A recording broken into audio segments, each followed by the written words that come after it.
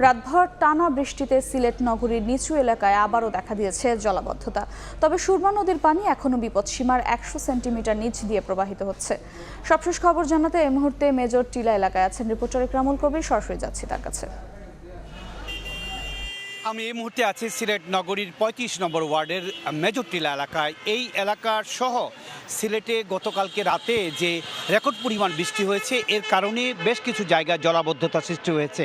গতকালকে রাত 9টা থেকে 12টা পর্যন্ত মাত্র 3 ঘন্টায় 220 মিলিমিটার বৃষ্টিপাত রেকর্ড করা হয়েছিল, যা এই যাবৎকালের সর্বোচ্চ বৃষ্টিপাত। এবং এই বৃষ্টিপাতের ফলে সিলেট নগরীতে পুরো সব এলাকায় পানিতে নিমজ্জিত ছিল। তখন যখন বৃষ্টি হচ্ছিল তখন 12টা, 1টা, 2টা পর্যন্ত পানিতে নিমজ্জিত ছিল অধিকাংশ এলাকা। তার ধীরে ধীরে পানি নামতে থাকে যখন বৃষ্টিপাত কমতে থাকে।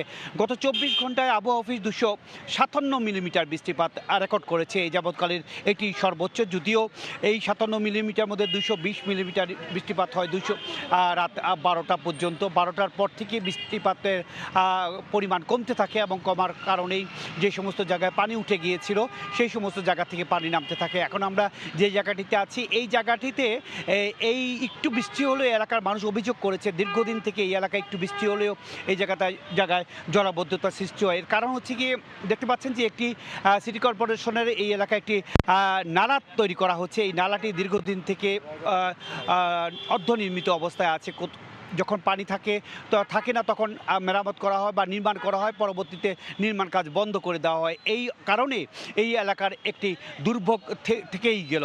যে কারণে এই দুর্ভোগে আরেকটা কারণ হচ্ছে কি, এই বৃষ্টি হলে 10 টাকার ভাড়া 50 টাকায় সিএনজি, অটোরিকশা বা ব্যাটারি চালিত যে যানবাহনগুলো আছে সেই যানবাহনগুলো বাড়িয়ে দেয়। এই কারণে এলাকার মানুষের ভোগান্তি একবার বলা যায়, এলাকার মানুষের কান্নাই বলা যায়। কারণ এই এলাকার মানুষ অভিযোগ করেছে বিগত প্রায় 8-10 বছর ধরে এই অবস্থায় রয়েছে। পার্শ্ববর্তী একটি কাঁচা বাজার রয়েছে, এখানে একটি রেস্টুরেন্টে পুরো পানি প্রবেশ করেছে, এখানে একটি ডায়াগনোসিস সেন্টার রয়েছে যেটি বন্ধ রয়েছে এই জলাবদ্ধতার কারণে। এখানে কিছু দোকানপাট রয়েছে, এই দোকানপাটগুলোতে ব্যবসা একেবারে নাই বললেই চলে, কারণ পানি মারিয়ে মানুষজন ব্যবসায় যেতে পারছে না। শুধু এই এলাকা নয়, সুবাহানীঘাট, শাহজালাল উপশহর, পাঠানটোলা, শেখঘাট, সেই আরও অনেক জায়গায় কিছু নিচু এলাকার গতকালকে যে পানি উঠে গিয়েছিল সেই নিচু এলাকারগুলো এখনও পানিতে তলিয়ে আছে। ধীরে ধীরে পানি হয়তো নেমে যাবে, কিন্তু আজকে ভোর থেকে বৃষ্টিপাতটা পরিমাণ অনেকটাই কমে গিয়েছে এবং বৃষ্টিপাতের পরিমাণ কমে যাওয়ার পরে রোদ উঠলে এই সমস্ত জায়গা থেকে পানি নেমে যাবে। মোটামুটি এই ছিল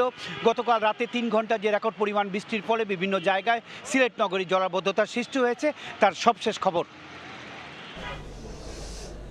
বৃষ্টিতে জলাবদ্ধতার খবর জানছিলাম সিলেট থেকে।